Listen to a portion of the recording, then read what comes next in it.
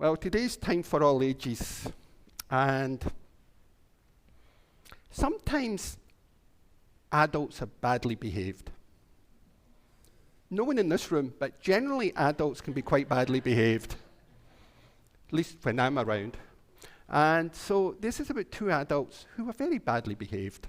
And they lived in this rural part of California, but they lived at the fork of this river. And on one side of the river was one person owned this part of land, and the other side of the river, the people owned this other side of the land.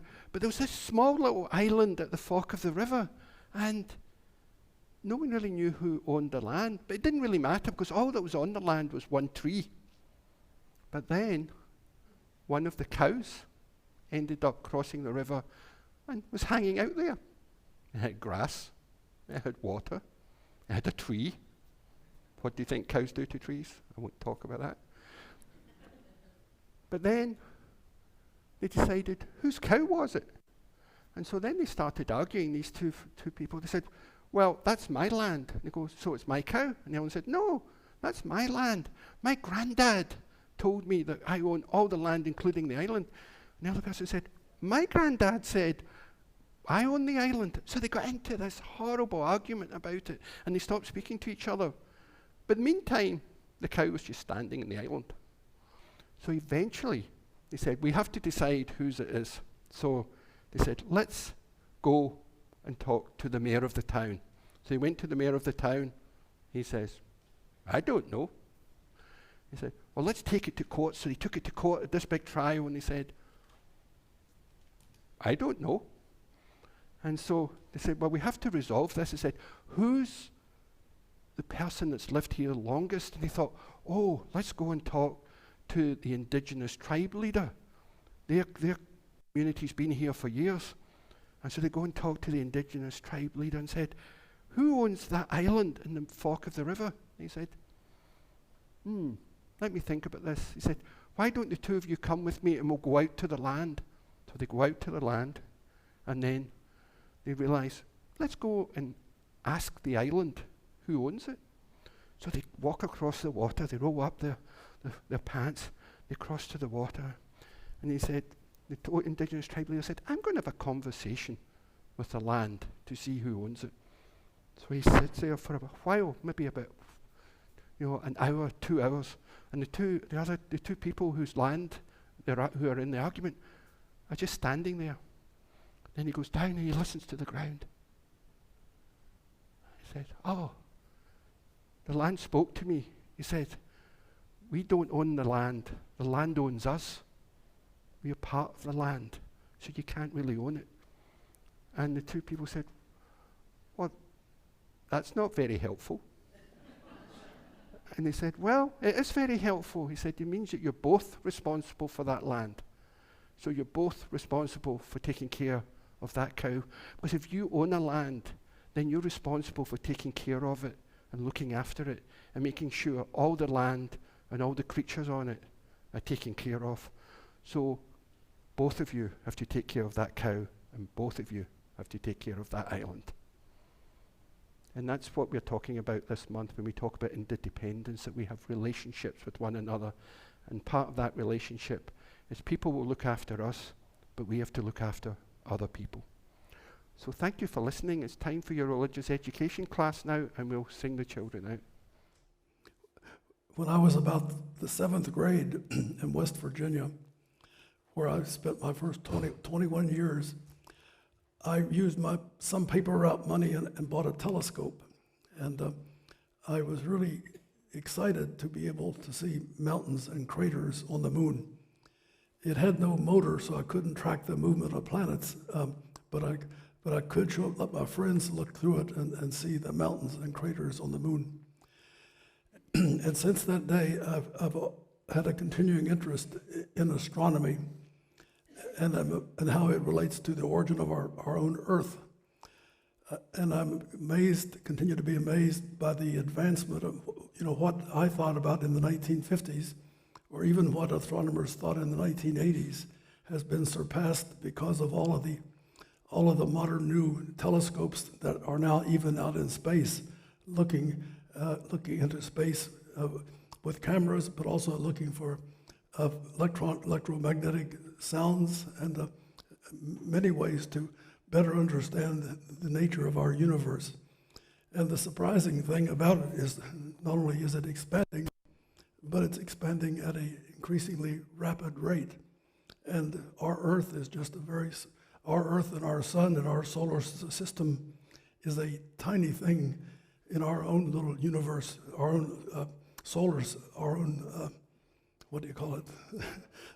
Anyway, there are millions apparently of these areas in the universe where there are planets that quite possibly would sustain some form of life. And it's exciting to think that there might be Unitarians on other places in the universe. But who knows what may be there, and someday we may learn. But as an aside, I was visiting West Virginia a few years ago for a high school reunion, and I was talking to one of my old girlfriends. I didn't have very many, but she said, "What do you teach in college?" Because I told her I teach sociology, and she said, "I don't believe in the Big Bang Theory." Really, that's what she said, and you know, you can't say too much at a party, so I let it pass. But I didn't marry her.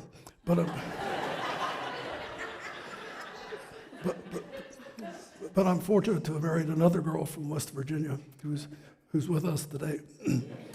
Anyway, but I mentioned this about astronomy because one feature of life on this earth that's evolved is that you and I are a part of the stardust that was in the creation of the universe. And all life on this earth shares common chemical, molecular ingredients, the atoms that make up our bodies. We are related to every part of life on earth. We're more closely related to some parts, but we go way back on this earth. And a feature of life on this earth is that time only goes one way. For all living things, life goes one way. There's a time to be born, and there's a time to die. And every moment of our heart beating is pushing us into the next moment of creation, and that will continue until that heart stops working. And the good thing about our chance on this earth is that we humans have developed the capacity to look at ourselves and to remember the past and to look around at what we're doing to each other and to the earth. And we know that since the Industrial Revolution in particular, and even faster and faster with the Earth's population growing and the use of fossil fuels, that we know we're doing a lot of damage to this earth.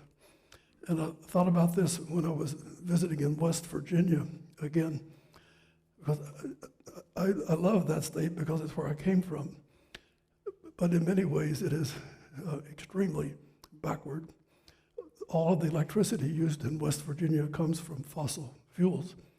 And it's a culture dominated by the coal and oil and natural gas industries that have continually taken wealth out of the state, but put very little back into it. But the culture, is dominated by the fossil fuel industries. And when I talk to my cousins, they don't quite say it this way, but they're mega people. They like some of Mr. Trump's things, but because they think the nation has passed them by, and big government is not on their side, and they tend to be skeptical or opposed to most things coming from Washington. This is why, even in our outreach here, we need to be continually concerned about the regional and national and international aspects of the harm that we're doing to our Earth. It's a marvelous thing to have so much interest in an eclipse of the sun tomorrow, and we need that kind of interest to help promote interest in conserving the beauty and goodness of this planet. I hope to continue that interest until I get composted. Well, the theme for April, our worship theme, is interdependence. And today's service, we're focusing specifically on our relationship with the planet. Because there's probably no greater example of interdependence in the planet and ourselves and the relationship between us. But first, I want to tell you a story. And it might be true, and it might not be true. Like most of my stories. But it comes from journalist and philosopher, which is an interesting combination, Leah Duskin. And she was in Africa. And she was researching the idea of Ubuntu. And she researched and she interviewed people in the village and people in the cities and people who lived in the country, and she couldn't quite get her hands around what Ubuntu was. And eventually they were having to leave. So I thought, she was always surrounded by children. She thought, I'll set up a game for them. So she got this kind of big box of candy, placed it under a tree, and then we went to all the children and said, here's what you go, get behind this line, and when I say go, the first one gets there, gets all the candy. And she goes, 1, 2, 3. And all the children just held each other's hands and walked up and got the candy together. That's what Ubuntu is. She asked one of the girls, and said, why did you do that? She says, how can one of us be happy if the others are sad? How can one of us be happy if others are sad? And the great South African apartheid leader, Desmond Tutu, said this: Africans have a thing called Ubuntu. It is about the essence of being human. It is that part of the gift that Africa has given the world. It embraces hospitality, caring about others, being willing to go that extra mile for the sake of another. We believe that a person is a person through other persons, that my humanity is bound up inextricably with yours. When I dehumanize you, I dehumanize myself. The solitary human being is a contradiction in terms. Therefore, you seek to work for the common good because your humanity comes into its own in community, in belonging. Those are the words of Archbishop Desmond Tutu. And Ubuntu is also this term for humaneness, for caring, for sharing, and being in harmony with all creation.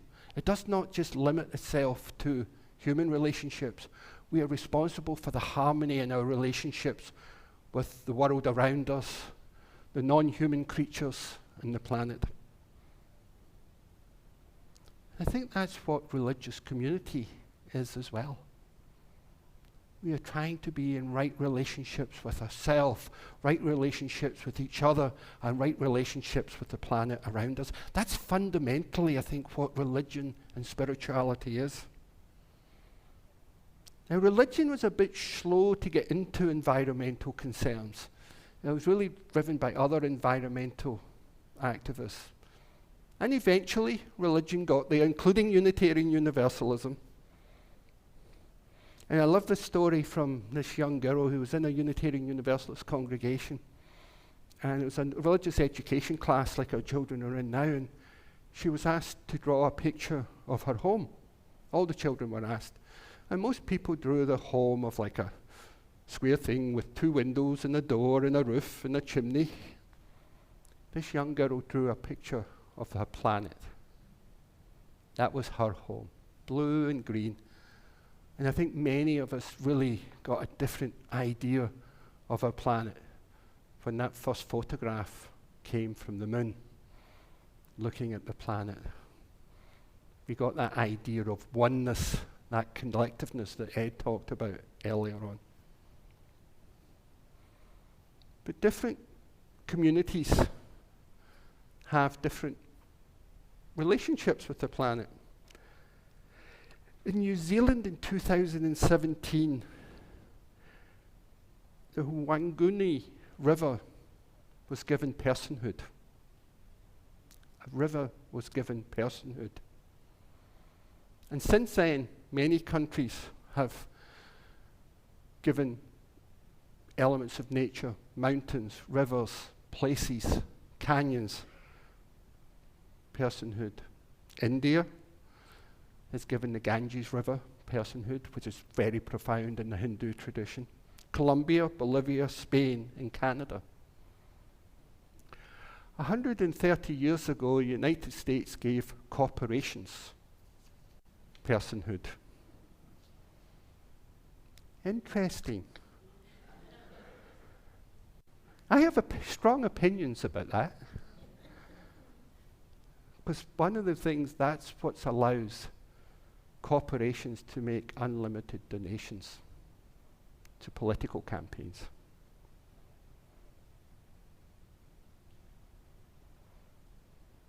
What do you think of that?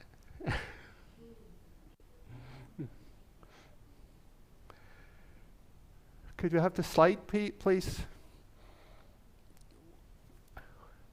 We're looking to replace our 7 principles that are near and dear to us for 40 years, and we've selected 6 values with the overarching value of love, connecting all. And interdependence is one of the values. Not a coincidence that we're leading worship in this theme this month. And we'll be voting on this in June, General Assembly. And a week on Monday, that's when I start my class, exploring the Article 2. It's a 4-week session, so you're all invited.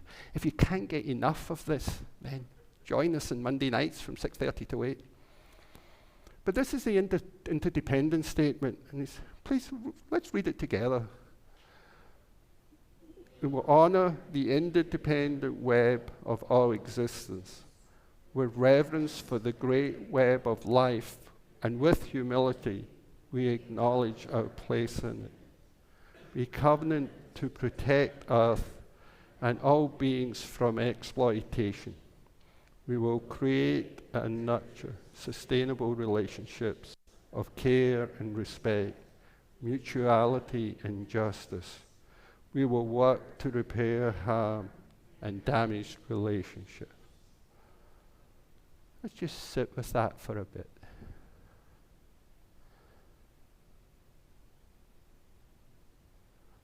It's powerful. Now you notice how I highlighted the word protect. The original wording for that prior to last year's General Assembly when we discussed this was cherish. We covenant to cherish the earth. And it was changed to we covenant to protect the earth. Now we're a covenantal religion, and what covenant in our religious sense means it's a promise we make to one another, how we want to be with one another. And it's a covenant we have with the planet, how we wish to care for it. We have a responsibility for the planet, and that responsibility is to protect. So that language of going from cherish to protect, which is the title of today's service, is really quite a powerful idea. Now, I'm a both and kind of guy. Why couldn't we do cherish and protect? But you all know I talk too much anyway, so. But it's an interesting idea to go from cherish to protect, because it kind of takes from an idea, from a kind of internal thing, to action. We are called to care and protect this planet. We will create and nurture sustainable relationships of care, respect, mutuality, and justice. We will work to repair harm and damaged relationships. It's a powerful call to action, so I understand where it came from. Because I think what was driving this really came from a lot of our environmental activists who said, we are not doing enough to take care for the planet. Climate change is real. It's causing deaths in this country. 350,000 people a year are dying in the United States because of pollution. That's more than died in the first year of COVID. 350,000 people a year. We think of climate change because of the change in the weather. We need climate change policy because it's killing too many people.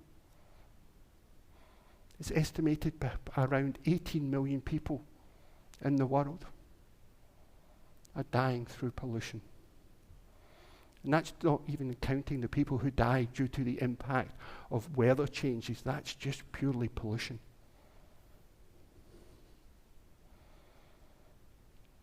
Now, it's often said, there's a famous story that most of you have heard about the babies in the river. And people see the babies in the river and start taking the babies out the river. We need to save the babies. But then someone asks, why are there so many babies in the river?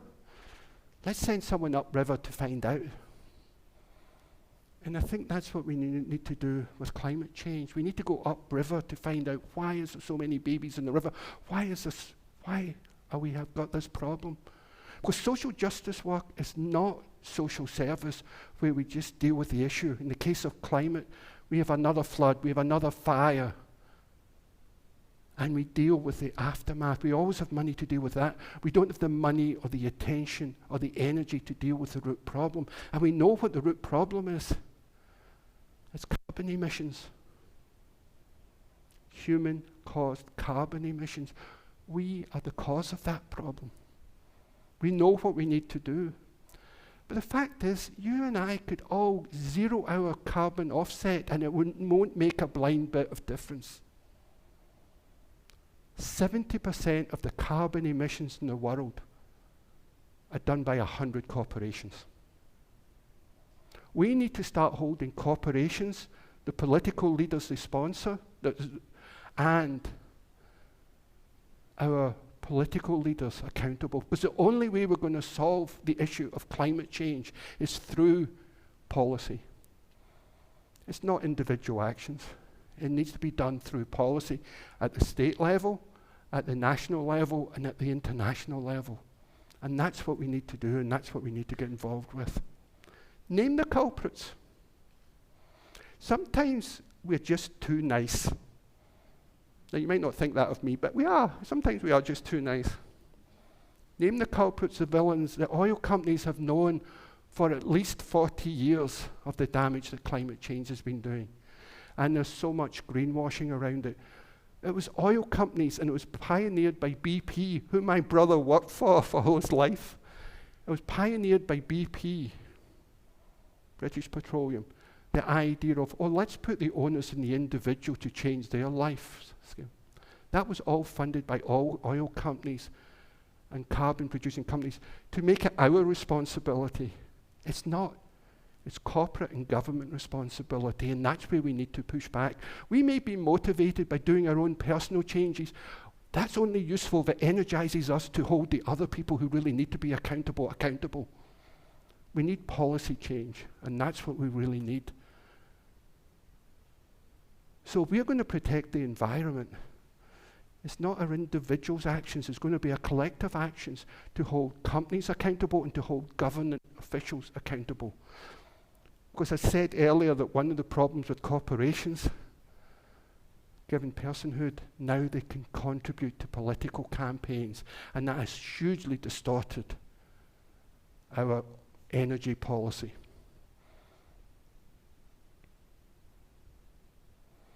Because ultimately, we all want families to have safe drinking water. We all want families to breathe clean air. We all want everyone to have access to clean, affordable energy. And we all want to live in healthy communities. So what can we do as individuals to make that a reality? Talk to our local politicians and hold them accountable. San Mateo County has Joss Becker. And I know many of you know he has got some of the best environmental policy going through the state government at the moment. And when I was leading a group of our clergy through the Peninsula Solidarity cohort, we thought, what can we do as a bunch of clergy who care about the environment? And we really thought the best thing we could do, the most effective thing we could do as religious leaders, was to support his environmental policy. That's at the state level. What do we need to do at the national and international level? Put the same pressure on them. Because that's how we're going to make effective change. That's how we're going to protect the environment. That's how we're going to fulfill our covenant of interdependence with the planet and the human creatures and the non-human creatures that are part of it. And the other thing is we need to have those conversations, those awkward conversations with people who don't agree with us. Now, there might be people like Ed's former girlfriend who doesn't believe in Big Bang Theory. That's fine. But we need to engage people like that around climate change. And recognizing it's not going to, for most of us in the developing world, it's not going to have a huge impact on our lifestyles, the change of policies. And California's leading the way in much of this. And I was actually joking with a friend yesterday about who's from, actually they're from West Virginia as well, right? And they were saying, well, you know, California seems to get misrepresented in the rest of the country. I said, yeah, I noticed in Texas, and I always say, when I lived in Texas, I would always say to people, yeah, people make fun of California, then 5 years later adopt the policies of California. We do lead the way. And certainly in energy policy, having lived and worked and being an activist in environmental issues in Texas for 12 years, change there is going to come very slow. And it's key to the energy, but we need to do the work here and support the activists in Texas to bring about those changes politically. But we need to have those conversations. We need to have those conversations with people who are on the fence about it. What can we do? As a community, we hold politicians accountable. We hold corporations accountable. There's only 100 of them that are mainly responsible. We hold the corporate leaders responsible, and we hold everyone, including ourselves, accountable to changing the policies at the state level, the national level, and the international level, because that's how we're going to protect the environment. Because Earth is our home, as the first song sang. And the more we can think of home beyond our individuals, beyond the walls of this church, beyond the walls of our own community, our own church, to the wider world, when we can look at the world from outside of itself, from the moon, from the photographs from space, realizing that's our home, and we have a promise to take care of it just as it provides a living environment for each of us.